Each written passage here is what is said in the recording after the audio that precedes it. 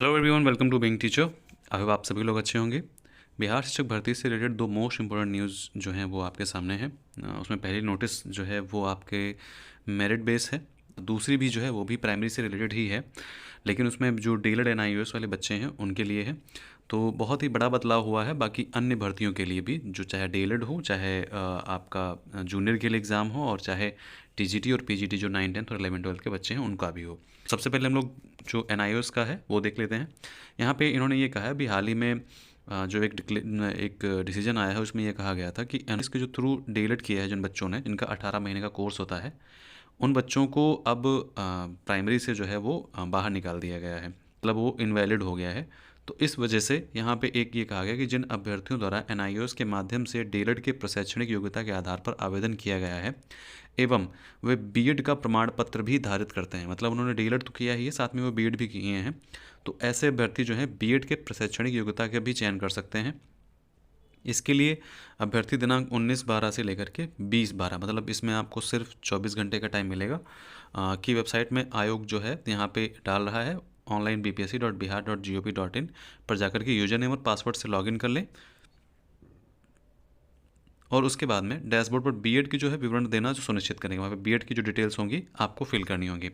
इससे पहले भी मैंने एक नोटिस जारी की थी, वहाँ पे क्या करना था कि डीएलएड वालों को, जो डीएलएड किए हुए बच्चे थे, जिन लोगों ने डीएलएड किया था वो सभी डीएलएड वाले बच्चों के लिए था, उनको अपनी डिटेल्स जो है वो फिर से फिल करनी थी। हमने नोटिस जो है पिछला वीडियो मैंने आपको पहले डिस्कस करके बताया था। अब दूसरी नोटिस जो है वो ये मोस्ट इंपॉर्टेंट नोटिस है। यहाँ पे नोटिस ये दिखाई गई है, यहाँ पे बताया गया है कि अध्यापक नियुक्ति प्रतियोगिता परीक्षा के उम्मीदवारों को सूचित किया जाता है कि वर्ग 1 से 5 को छोड़ करके, जो प्राइमरी के बच्चे हैं, प्राइमरी वाले बच्चों को छोड़ करके अन्य सभी वर्गों के विषयों की परीक्षा में भाग 1 भाषा के अंक को शून्य नहीं किया जाता है। ठीक है, मतलब जो अर्हता परीक्षा रहेगी वो उनका क्वालिफाइंग पेपर ही रहेगा। ओके, उनको नंबर्स जो हैं वो जोड़े नहीं जाएंगे आपके फाइनल मार्क्स में, लेकिन केवल 1 से 5 के भाग 1, ठीक है, भाग 1 मतलब जो अर्हता परीक्षा है, जो लैंग्वेज परीक्षा है, जिसमें कि हिंदी इंग्लिश दोनों आया था, उसके प्राप्तांक को मेधा सूची तैयार करने में प्रयोग किया जाएगा। ठीक है, तो यहाँ पे एक बहुत बड़ा चेंज हुआ है, इससे मेरिट पे और कट ऑफ पे डायरेक्ट इफेक्ट पड़ेगा